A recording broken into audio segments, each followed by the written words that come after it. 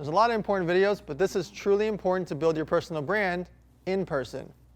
Attend your peers, friends, and industry-related events. I'm going to say this again. In your area, if it's within an hour or so, if your friends are throwing an event, you should be there. If your peers are throwing an event, you should be there.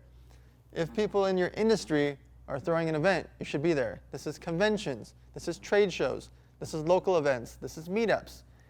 If there is no events like that in your city or town, you should throw those events. You don't have to spend a bunch of money to throw them. You can do a local mixer, but you should be involved in going to these events or throwing these events at all costs. It's very important for a whole bunch of reasons. Let me list them off for you. 1, by you going to your peers, friends, and industry events, you create favor from them. Because you showed up for them, they're most likely going to show up for you when you throw your events. You're going to build personal relationships with your peers, with people in your industry by going to these events. Creating that actual in-person relationship translates really, really well online as well in building your personal brand. Because somebody you met at a live event and interacted with at a live event is most likely will be commenting, liking, tagging, sharing, etc., your online content. So being out there at these in-person events is very, very important in building your personal brand. Now, while you're at these events, it's also important to get photos, videos, and interaction. You don't just go there and just kind of, shake some hands and then leave. When you go to these events, you want to get content. You want to take photos and videos with whoever's throwing the event and any key people that are at the event, whether it's speakers, the host, etc., or anybody you just know isn't particularly interesting to your space. Make sure to meet with them.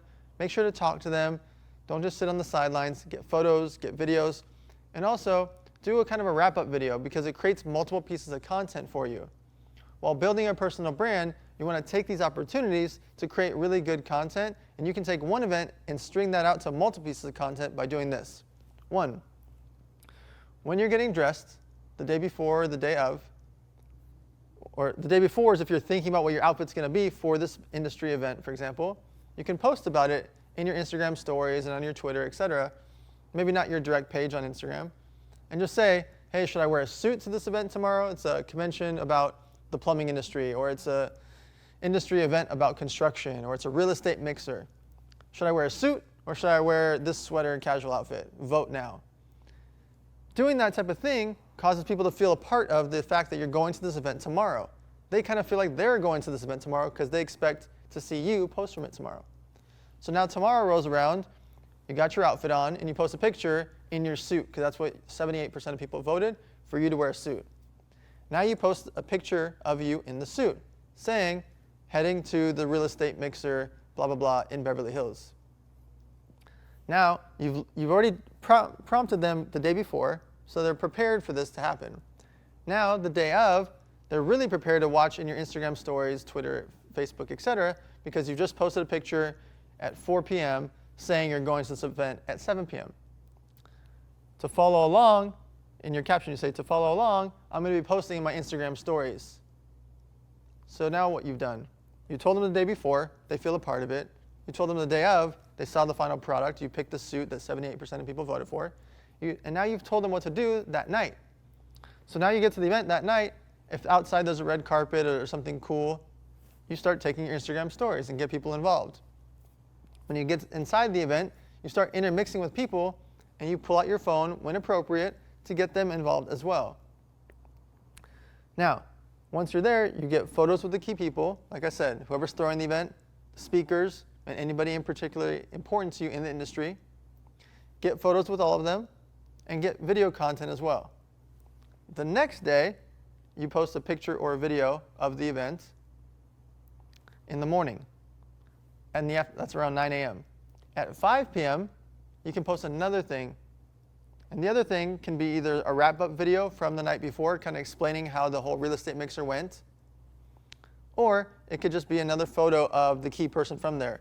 I was really excited to meet this speaker.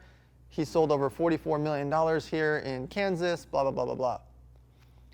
That storyline now, by tagging that person, it's most likely they're going to want to repost that content because you wrote a nice edifying caption about them being this big shot real estate broker and sold $44 million in Kansas. You're going to post that on Twitter, Facebook, Instagram, and LinkedIn.